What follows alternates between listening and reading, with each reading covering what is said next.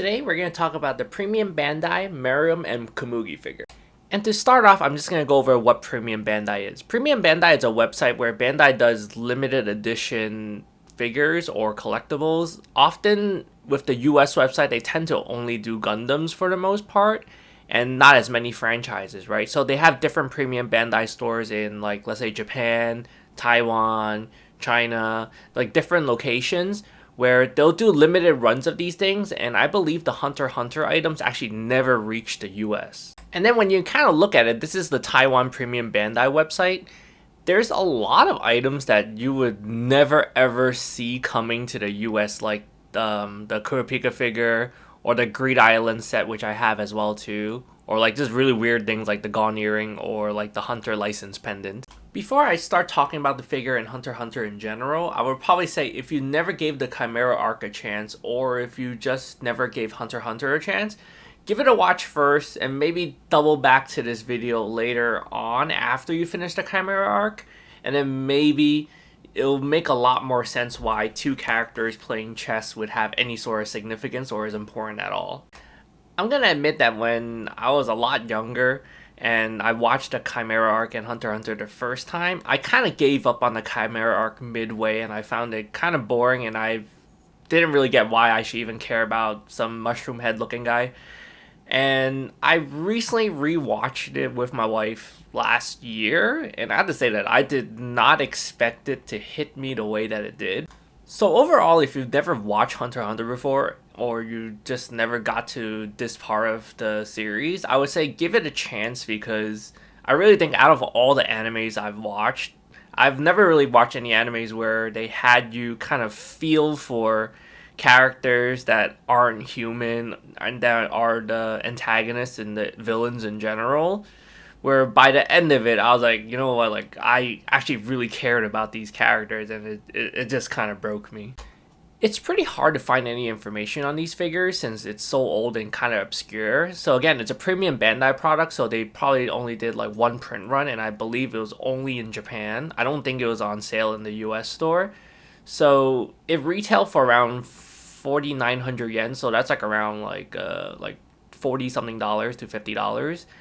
So yeah, it released in 2017, and if you try to look up any kind of information on it at all, it's pretty hard. And let's remember the really important point where it says it retailed for, 5,000 yen roughly, right? Let's just see how much they cost now. So I was pretty lucky, and I actually traded some trading cards for mine, and it came out to like around like $200 to $300 worth of collectibles. But as you see here, as of February 2nd of this year, 2022, someone actually paid $1,000 for this. And if you look at the listings on eBay, the lowest someone has listed this for was around $600. I honestly cannot believe someone actually paid $1,000 for this. I feel like I might have contributed to this by making like a post on Reddit telling people about the figure, and someone actually FOMO'd and paid that much. I would not recommend paying this much for a figure. If you told me the figure was like maybe like I don't know, like $100 or $200 or even $300, I would feel like, okay, maybe. But for $1,000, that's insane. I really never would have expected someone would pay $1,000 for this. Alright, so let's check out the box first. I always like checking out box art. It's standard Premium Bandai kind of wrapping, where Premium Bandai stuff, they have like an outer box where it just comes to let you know what's inside to protect whatever's in there. And then it comes, let's look at the actual package, right? So, yeah, it's black and white. There's no color to it. And it shows, Komugi. It lets you know, I guess, like what kind of figure it is, like the size, what it's made of. So yeah, see here, it lists that as like some kind of like candy product. So originally it did come like a piece of candy inside, and it shows you like, what the figure is, right? And on the bottom of the packaging, I'm pretty sure I know where this comes from. Komugi? Komugi, いるか?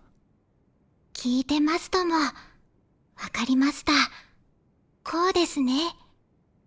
すぐ起きるから。それまでそばにいてくれるか。離れたことありませんよ。ずっと一緒です。小麦。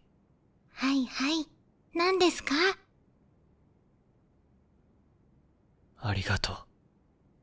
But yeah, I'm pretty sure that's where this is from, and it's like the whole dialogue through the whole scene. I swear to God, every time I watch that scene, I tell myself I won't cry.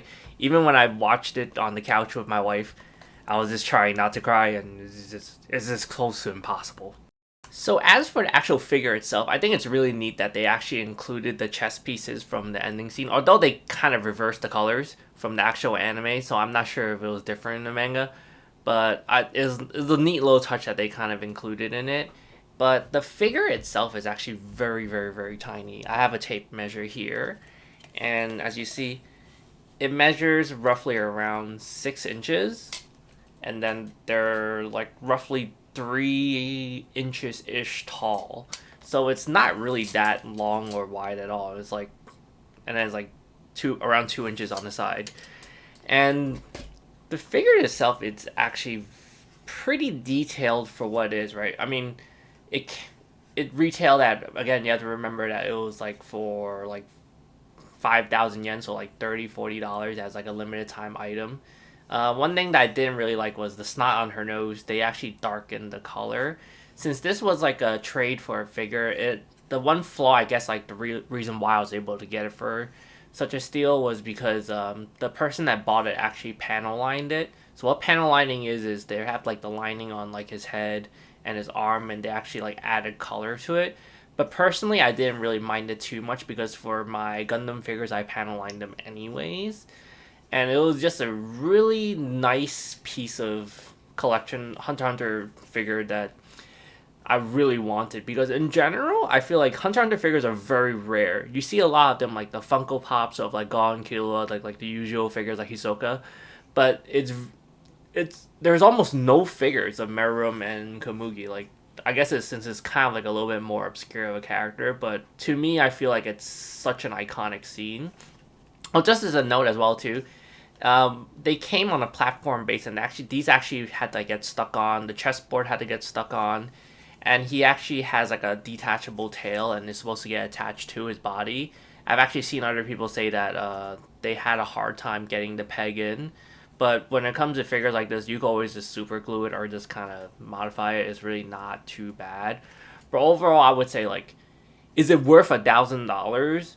No, but if you're like a Hunter x Hunter fan, and you know, if you're able to get this for like cheap, or someone's willing to let go of it for like less than 200-300, I would think it's a pretty nice piece for a collection, especially since this is pretty rare. I would say I've never seen that many people sell these figures outside of maybe like on eBay and for like those ridiculous prices.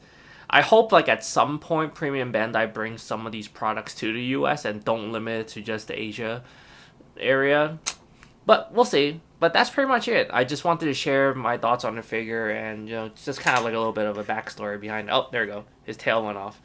But I guess like you can kind of see like, okay, there is like some kind of like a Tetris like peg on there, and you kind of just like stick it into his butt, and that's it. But that's pretty much it. Thank you for watching. I hope you enjoyed me sharing this with you. Have a great day.